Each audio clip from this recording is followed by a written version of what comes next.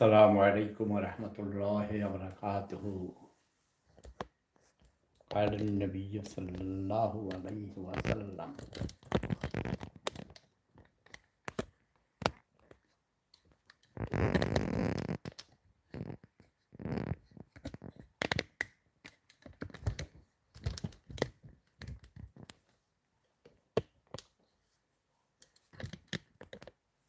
الغيبات وأشد من الزنا। যারা অন্যের নামে বদনাম করে, মিথ্যে কথা বলে, তার সম্মান হানি ঘটাইতে চায়, তাহারা মায়ের সাথে জিনা করার মতো অপরাধ করে। ইয়েস, এই হাদিস আমি শুনেছি আমাদের সেরিয়ারা গ্রামের আমার শিক্ষক, সেরিয়ারা প্রি প্রাইমারি স্কুলের যিনি আমাদের বড় হুজুর ছিলেন, মরহুম হজরত মাওলানা বড় হুজুর, আমরা বড় হুজুর বলতাম, জালাল উদ্দিন সাহেব, হজরত মাওলানা সাহসুফি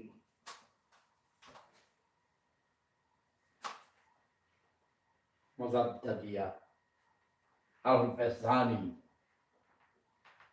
হুজুরে আলা জালাল উদ্দিন, হজরত মাওলানা জালাল উদ্দিন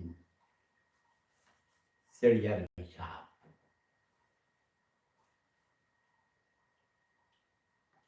আগে আমি এটা ইয়েস সিগন্যাল পেয়েছি। এখন আমি দূর থেকে কথা বললেও আমার কথা রেকর্ড হবে।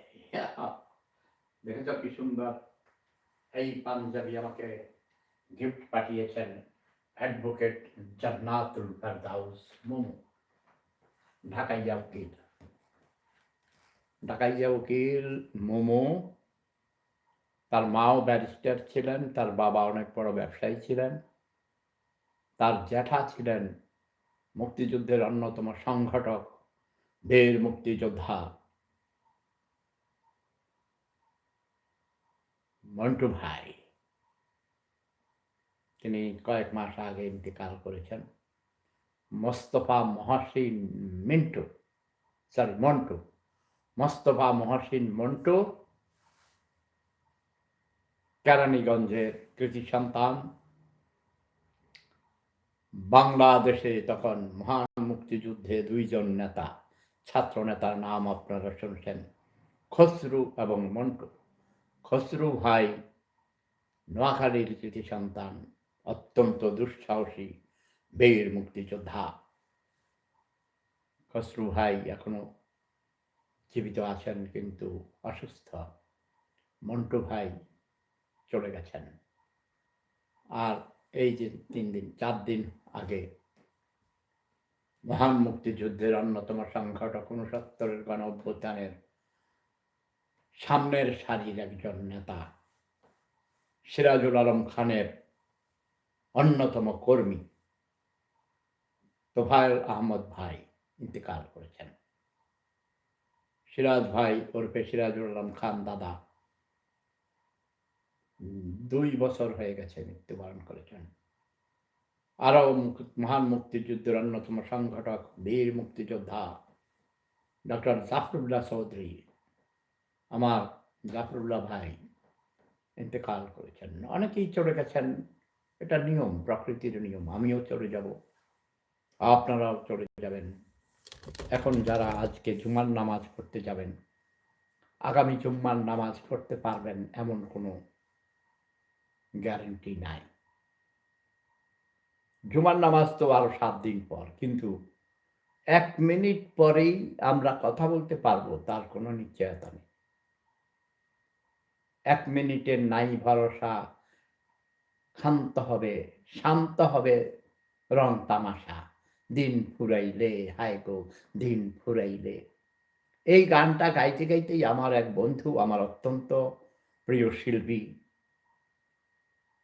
বাংলাদেশের ফিরোজ সাঁই, সেও ঢাকা বিশ্ববিদ্যালয়ে জিওগ্রাফি পড়ত। আমি জাহাঙ্গীরনগর বিশ্ববিদ্যালয়ে জিওগ্রাফি পড়তাম। আমরা অত্যন্ত ঘনিষ্ঠ ভালো বন্ধু ছিলাম, মানবতাবাদী ছিলাম।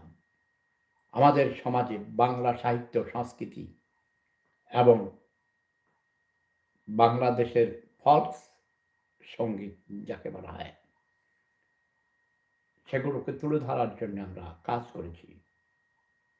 আমি একাধারে একজন কবি, সাহিত্যিক, সাংবাদিক, লেখক, চিন্তাবিদ, রাজনীতিক, অভিনেতা, এগুলো আপনারা সবাই জানেন।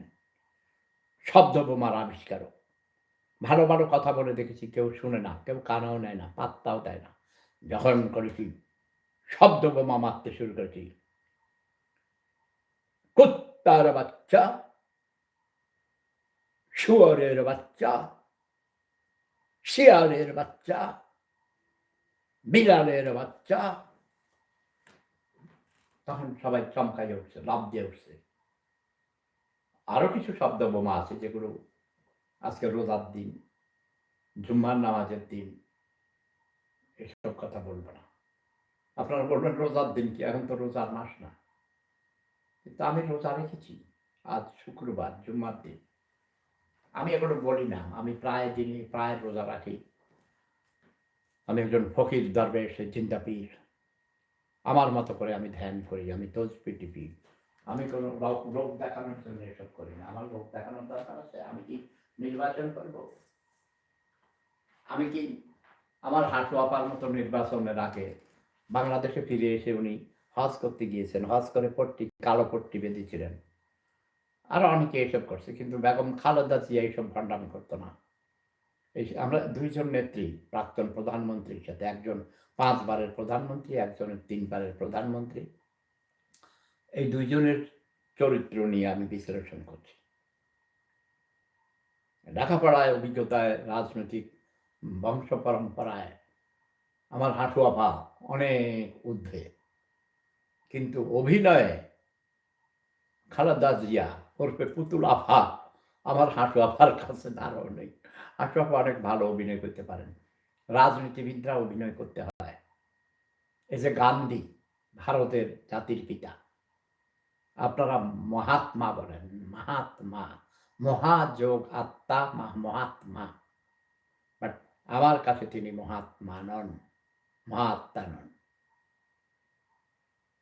কারণ এই গান্ধী এবং পাকিস্তানের জাতির পিতা কায়েদে আজম মোহাম্মদ আলী জিন্নাহ, পাকিস্তানের, আমরা তখন কায়েদে আজম, হ্যাঁ, তিনি পাকিস্তানের জাতির পিতা। পাকিস্তানের জাতির পিতা মোহাম্মদ আলী জিন্নাহ, পণ্ডিত জওহরলাল নেহরু, ভারতের প্রথম গভর্নর জেনারেল, এই 3 কুচক্রী গান্ধী, জিন্নাহ এবং নেহরু, এই 3টাই লন্ডনে লিঙ্কনস ইনে ব্যারিস্টারি পড়েছেন। একই গুরুর মানে একই গুরুর শিষ্য, একই গোয়ালের গরু। এরা ভারত মাতাকে ভেঙে টুকরো টুকরো করে দিয়েছে। কেন? নিজেরা নেতা হওয়ার জন্যে। এবং আমাদের জাতির জনক বঙ্গবন্ধু শেখ মুজিবুর রহমানও একই পথে অবলম্বন করেছেন। আমাদের পূর্বপুরুষরা যেই প্রিয় পাকিস্তান বানিয়েছেন, সে পাকিস্তানকে ভেঙে টুকরো করে দিয়েছেন। কি জন্যে? নিজে প্রাইম মিনিস্টার হওয়ার জন্যে, নেতা হওয়ার জন্যে, প্রধানমন্ত্রী হওয়ার জন্যে। নিজের আত্মীয় স্বজনদের, গরিব আত্মীয় স্বজন, এই যে ফরিদপুরের ছাতার ইঞ্জিনিয়ারদেরকে, তারপর অনেকে বলে, আমাদের ঢাকা শহরে দেখছি ভাই, অনেক বন্ধু বান্ধবরা যারা গরিব ছিল, কেরানি ছিল বা বেকার যুবক, লেখাপড়া করতে অনেকে, এই ঢাকার মতিঝিলে আপনারা দেখছেন, আরামবাগ, নটরডেম কলেজের পিছনে হাজী সাহেবের মেস, টিন শেড, মুড়ির বেড়া অথবা ওয়াল করা, এবং ফ্লোর পাকা ছিল অবশ্য।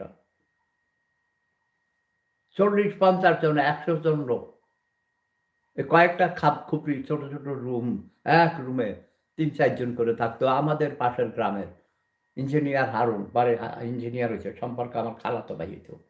আমাদের বাড়ির পূর্ব পাশে বাজার, শোরসাক বাজারের পূর্ব পাশে হাড়াইপাড়া গ্রাম। হাড়াইপাড়ার হারুন, ইঞ্জিনিয়ার হারুন মরে গেছে। আমরা একসাথে এসএসসি পরীক্ষা দিছি। বাট আমার ছোট ছিল। আমার তো বহুত কাহিনী। বেশি বিপ্লব করতে গিয়ে হাতে পায়ে শিকল দিয়ে বেঁধে রেখেছিল আমার বড় ভাইয়েরা। পরীক্ষা দিতে দেয় নাই। যদিও আমি ফার্স্ট বয় ছিলাম। এসব অনেক ইতিহাস। যে বিপ্লবী হবে সে জন্ম থেকেই বিপ্লবী হয়। যে পাখি উড়বে সে খাঁচাতেই পাখা ঝাপটায়। তো আমি বলছি কি, এই যে আপনারা মনে করছেন, সেবুদা কি সুন্দর টুপি পরেছে, পাঞ্জাবি পরেছে, তার উপর ব্লেজার পরেছে, হাতে আবার এই যে দেখেন তসবি, তারপরে আছে পবিত্র কোরআন শরীফ, তাই না? নবল কোরআন, ইংরেজি অনুবাদ, আরবি এবং ইংরেজি, অরিজিনাল পবিত্র কোরআন শরীফ। কিন্তু দাঁড়ান, আজকে আমার প্রিয় সবুজ টুপিটাও পরি। উপর দিয়া পড়লো তো চলবো, তাই না? নিচে যে সাদা টুপি আছে আপনারা কি দেখছেন? এখন কি বুঝতে পারবেন নিচে কি? নিচে সাদা টুপি, উপরে সবুজ টুপি। আমাদের প্রিয় নবী হযরত মুহাম্মদ মুস্তাফা আহমদ মুস্তাফা সাল্লাল্লাহু আলাইহি ওয়াসাল্লামের রওজা মুবারকের পাশে এই যে সামনে দাঁড়িয়ে আপনাদেরকে দেখাচ্ছি।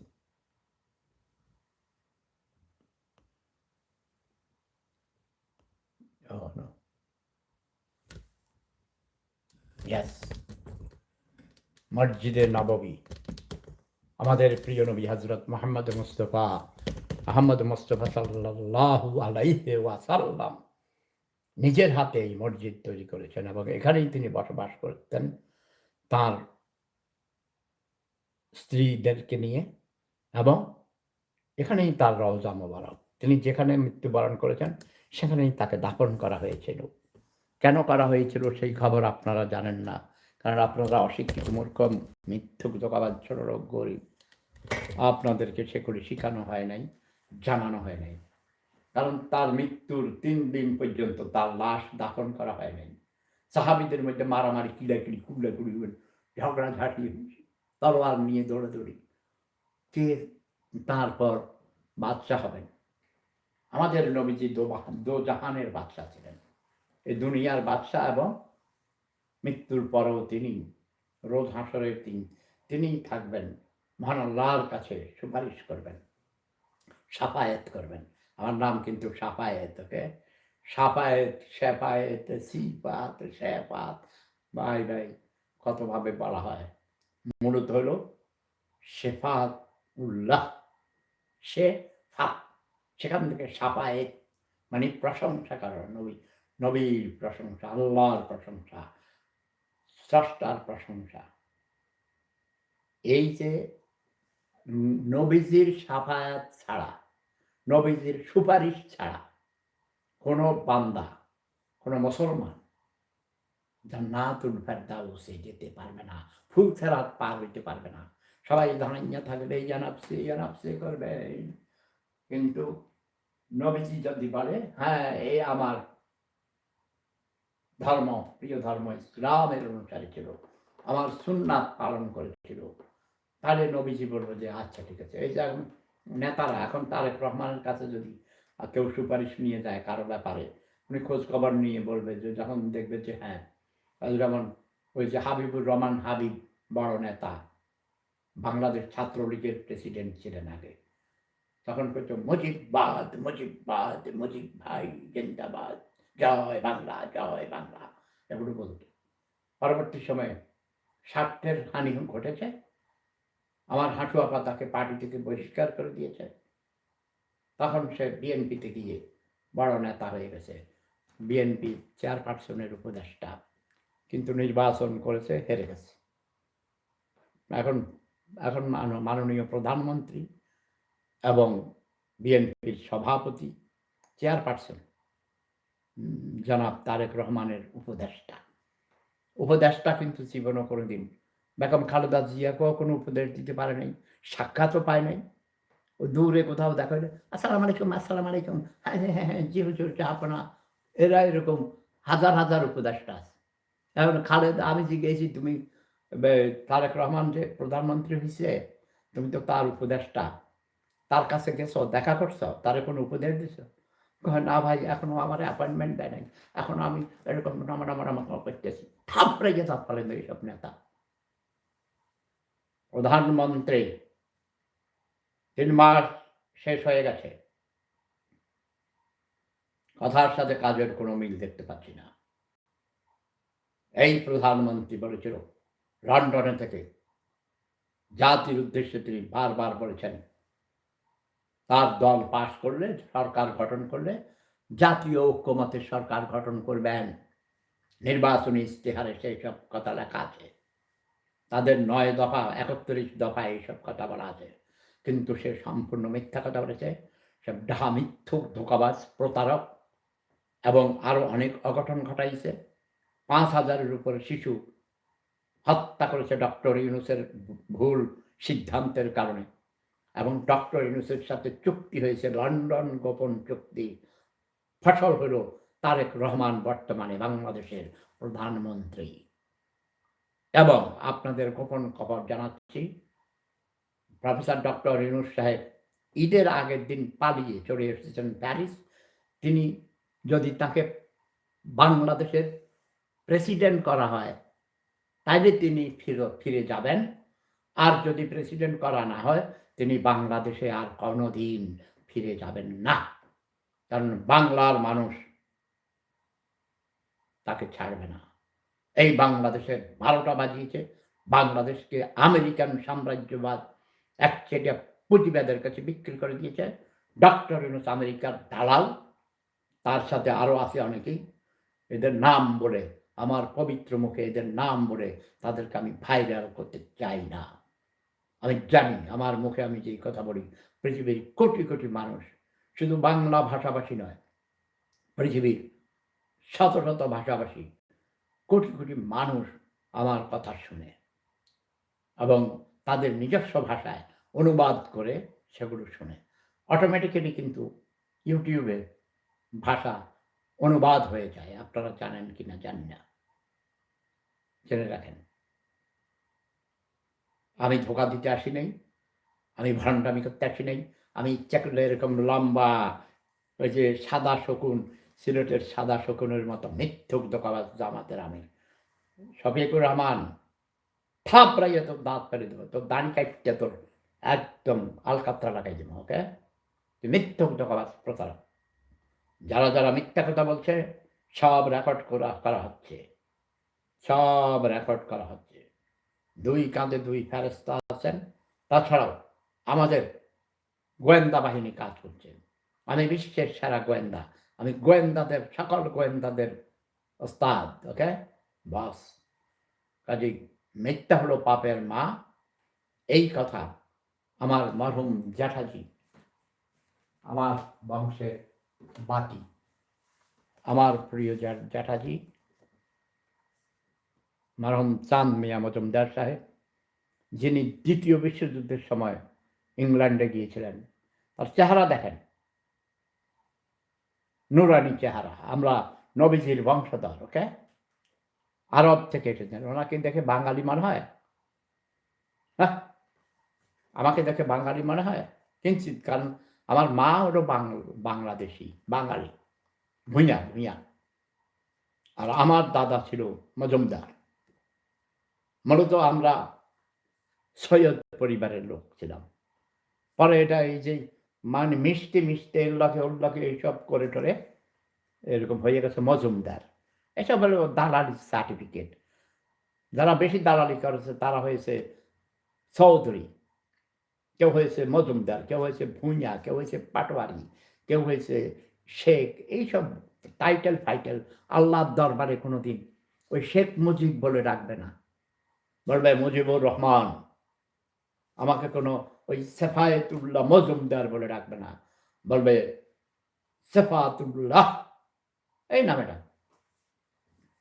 মোহাম্মদ থাকবে নাম, মুসলমানদের আগে মোহাম্মদ সেফাতুল্লাহ।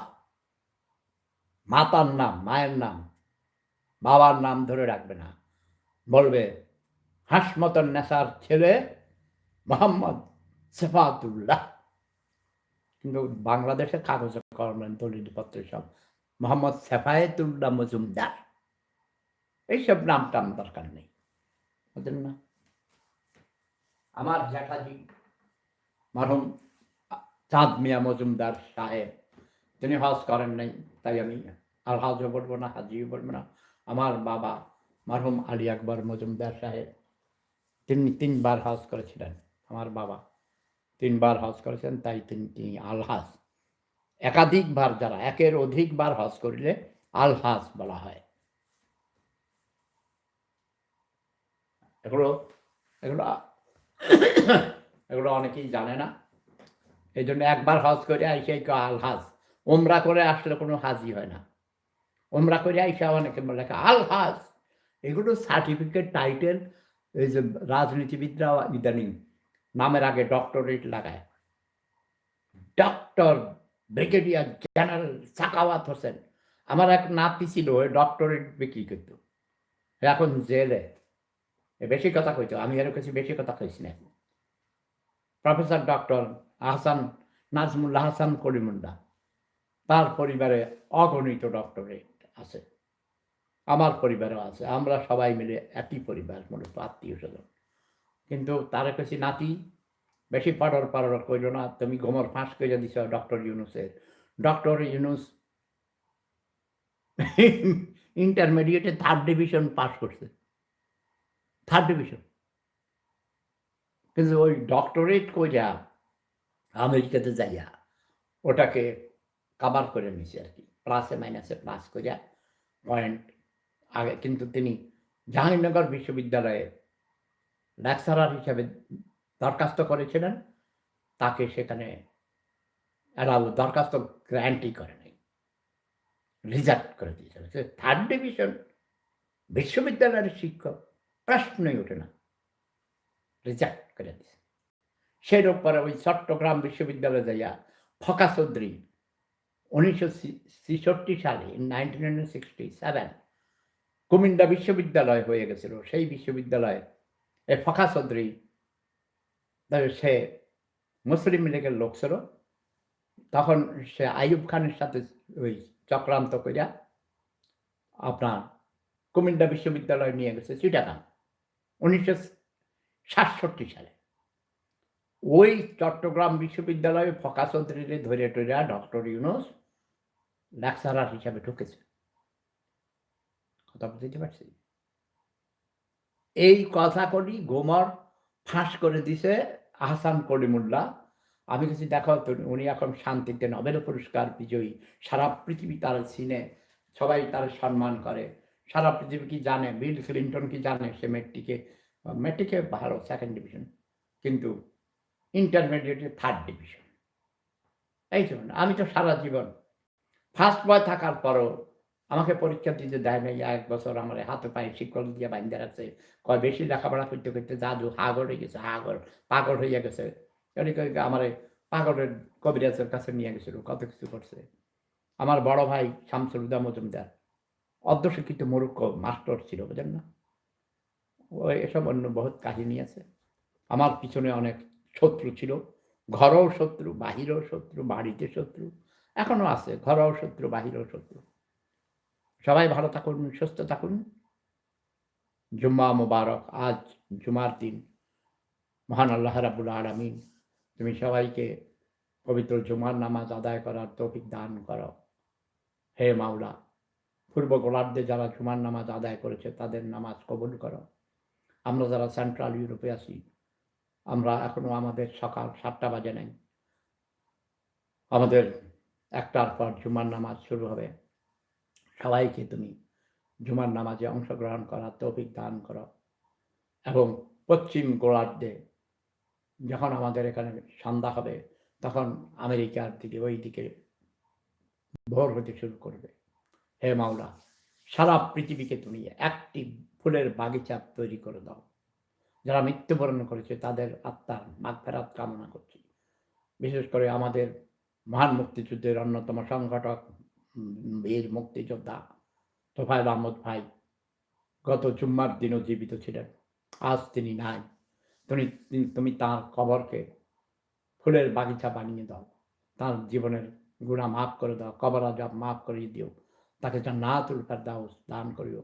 আমার মা-বাবা, ভাই-বোন, আত্মীয়স্বজন, নানা-নানী, যত আত্মীয়স্বজন সহ যত মুসলমান পৃথিবীতে থেকে চলে গেছেন, যত মানুষ ধর্ম, বর্ণ নির্বিশেষে যারা মৃত্যুবরণ করেছে, তাদের আত্মাকে তুমি শান্তিতে রাখো মাওলা।